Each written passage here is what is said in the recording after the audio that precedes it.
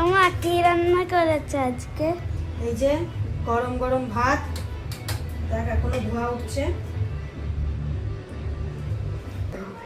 আর এই যে একটু উচ্ছে ভাজা, এই উচ্ছে ভাজাটা আমি আর তুই দুপুরবেলায় খেয়ে নেবো, কারণ বাবা রাত্রিবেলা আসবে, দিতে দেবো না টুকু। আর তোকে একটা পটল ভাজা দেবো? না, পটল খাবো না। একটা খা। আর এই যে কাতলা মাছ, তো মাছটা তোকে আমি বাটিতে দিয়ে দিই। তুমি এখন খাবো না? খাবো।